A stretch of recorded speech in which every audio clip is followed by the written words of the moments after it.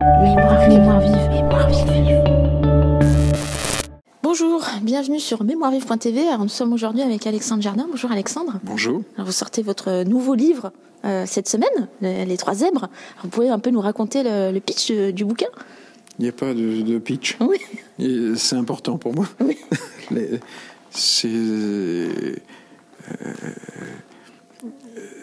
C'est un livre sur ce qui est le plus important pour moi. Oui. La manière d'être. Et sur la manière d'être des trois hommes qui ont le plus impacté la mienne. Et j'aimerais qu'ils chamboulent tout le monde. Et qu'ils chamboulent la manière d'être des gens qui nous regardent. Voilà. C'est Sacha Guitry, Charles. Je l'appelle Charles, c'est Charles de Gaulle. Je l'appelle Charles à la maison parce que j'aimerais que mes enfants croient qu'il est de notre famille. Et ça marche? Doucement, oui. C'est bien. Et le troisième, c'est Giacomo Casanova, qui est le plus grand professeur d'insouciance. C'est le type qui est monté à l'endroit, on est tous montés à l'envers, et qu'on ne sait pas vivre. Oui.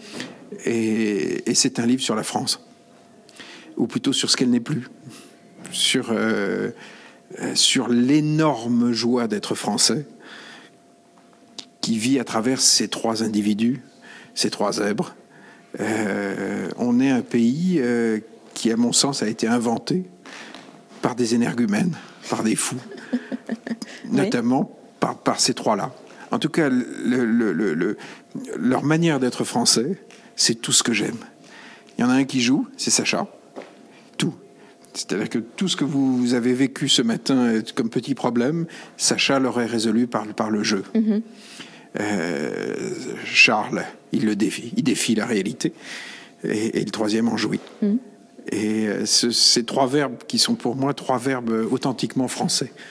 Jouer, c'est-à-dire essayer de vivre les choses graves avec le plus de légèreté possible. Et défier. Et puis jouir. J'adore ce verbe. Donc, vous parlez de la joie d'être français, c'est quelque chose dont on parle plus vraiment, en fait. Mais ça va revenir. Oui, vous pensez vraiment? On va enzébrer tout. Oui. On va enzébrer les populations, d'abord avec un bouquin, et puis doucement, ça va revenir. Moi, je publie ce livre parce que je ne coopère plus. C'est-à-dire? C'est-à-dire que la sinistrose ambiante, je ne coopère plus. Je ne veux plus publier de livres qui rien faire, qui puissent coopérer à ça. Je veux que la joie redevienne un mot français.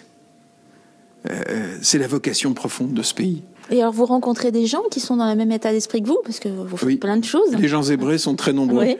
Vous rencontrez beaucoup de zèbres. Oui. Sur la toile. Oui. Ils affluent, ils arrivent, ils viennent montrer leurs rayures, leur dinguerie, leur liberté. Et comme tous les zèbres qui viennent, d'ailleurs, ont un point commun avec les miens. Ce sont souvent des êtres capables de se créer eux-mêmes. Et c'est ce qu'a fait Charles, c'est ce que Sacha faisait du matin jusqu'au soir. C'était des gens qui créaient leur être, qui étaient dans la création de soi, qui n'étaient pas les enfants uniquement de leurs parents. Donc, des personnes qui se réinventent aussi. Oui, dans la réinvention permanente. Oui. Et des êtres qui pensent hors cadre. Parce que pour réinventer la France au bord de la Tamise, c'était pas joué d'avance. Donc faut aussi la rêver, l'écrire et la réaliser en fait, cette nouvelle France. Je veux dire aussi qu'elle passe tout par... de suite. Oui. Le charlisme, c'est ça. La partie dans mon livre sur Charles n'est pas sur Charles de Gaulle, c'est sur le charlisme, sur la manière d'être charlien. Et le principe même du charlisme, c'est de se prendre soi-même comme point d'appui. Mais ce que vous dites est aussi... D'exercer son pouvoir. Ce que vous dites est aussi appuyé sur une expérience, je veux dire, d'engagement sur le terrain avec votre association. Mais je suis charlien. Ouais. Donc, depuis des années. Oui.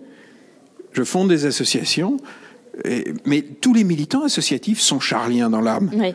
Ils se prennent eux-mêmes comme point d'appui. Ils n'attendent pas que papa, État, maman, gouvernement règlent les problèmes à leur place. Ils le font dans leur commune, dans leur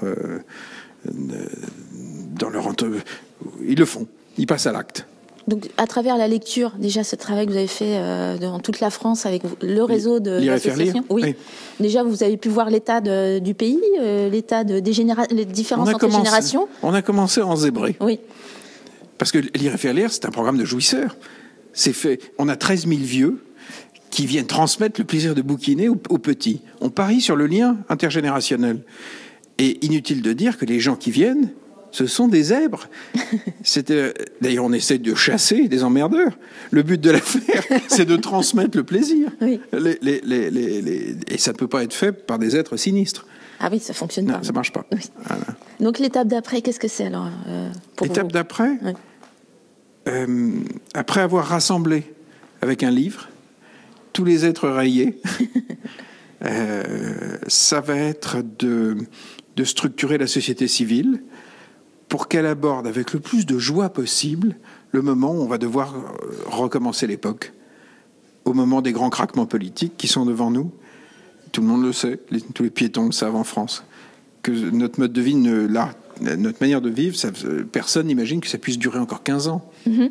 Oui. Donc il va y avoir une fantastique réinvention de la France.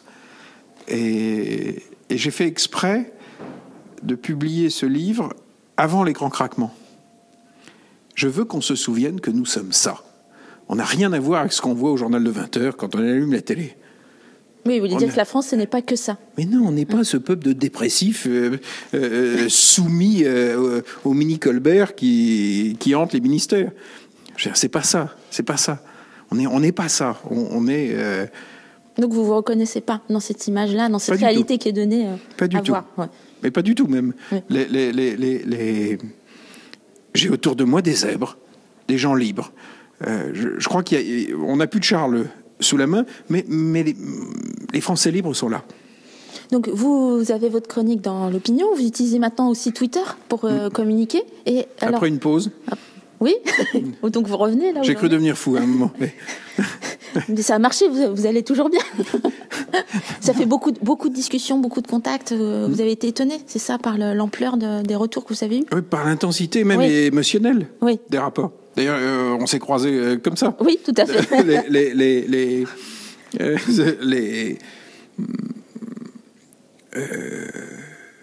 Toute cette énergie aussi qui vient. C'est forcément par là que la société civile va se réinventer et reprendre les manettes d'un pays devenu sinistre, quoi. Devenu pas du tout français, quoi. Au meilleur sens du terme, au sens sachatesque, casanoviste et charlien. Je suis extraordinairement optimiste sur ce que nous allons faire, en grande partie par la toile. Mm-hmm. Et moi, je vais là prendre de plus en plus d'initiatives sur la toile pour que la société civile se prenne en charge elle-même. Je reviens là-dessus, c'est l'essence du charlisme. C'est d'arrêter de penser qu'il y a des petits partis politiques qui vont régler nos problèmes. C'est pas vrai. Qu'est-ce qu'on peut faire? Alors, quel est un cas pratique ou un cas qu'est-ce qui est possible de faire quand on a envie de faire bouger les choses? Vous avez des exemples autour de vous? J'ai vu quelqu'un d'absolument charlien, qui est une dame qui est adjointe au maire dans une commune de Vaucluse, qui s'est aperçue que ses concitoyens n'avaient pas les moyens, dans un désert médical, visiblement, de se soigner correctement et de se payer des mutuelles. Elle a fait des réunions, cette dame. Le nom de sa commune m'échappe, mais elle a fait des réunions et elle a obtenu un mandat de 204 familles pour aller négocier un tarif préférentiel, enfin un bon tarif avec des mutuelles. Elle a fait un bon accord que les gens ont pu s'offrir, avec en plus une présence médicale. S'il y a des élus ou des candidats qui veulent virer l'élu en place, allez sur le net, regardez comment cette dame a fait. Elle s'est conduite en vrai chef politique, charlien. Elle n'a rien attendu de l'État. Elle a tout attendu d'elle-même et de la mobilisation de ses concitoyens. Et elle a changé la vie des gens de sa commune. Ça, par exemple, sur Twitter, je vais faire mon possible pour que les gens contactent les candidats et les élus et que cette logique de mutuelle municipale, qui est complètement... c'est magnifique, quoi.